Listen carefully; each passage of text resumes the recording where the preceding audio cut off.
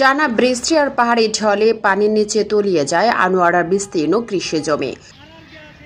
সবচেয়ে বেশি ক্ষতিগ্রস্ত হয় আউশ ধানের ক্ষেত।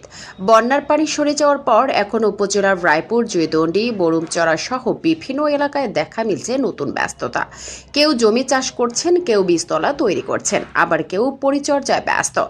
আউশের ক্ষতি পুষিয়ে নিতে এবার আমন আবাদেই ভরসা কৃষকদের।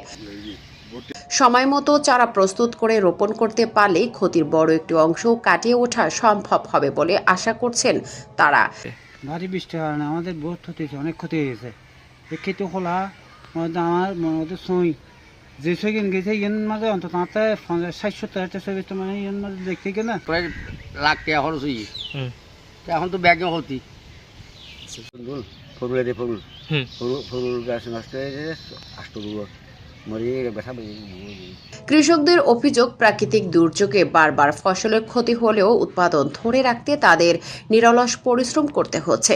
তবে কৃষি বিভাগের সহযোগিতায় তারা আবারও ঘুরে দাঁড়ানোর চেষ্টা করছেন। তো আমার এবার কমসে কম 70-80 হাজার টাকার অফিস থেকে কেউ কোনো সরকারি কর্মকর্তাই কেউ আমাদের সাথে যোগাযোগ করে নাই।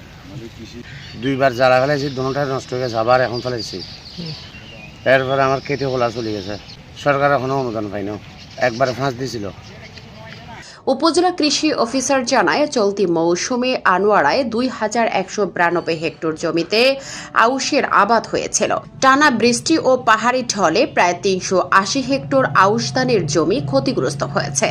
এছাড়া 72 হেক্টর সবজি ক্ষেত, 30 হেক্টর আমনের বীজতলা এবং 13 হেক্টর ফলের বাগানও ক্ষতির মুখে পড়েছে।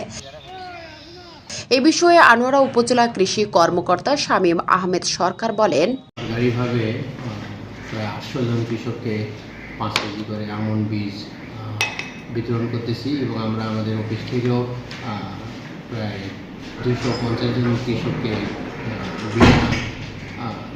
বিনা ধান এর বিভিন্ন জাত আমরা বিতরণ করেছি। আশা করি আমরা কৃষকের পাশে আছি এবং এই ক্ষতি কাটিয়ে উঠতে পারব।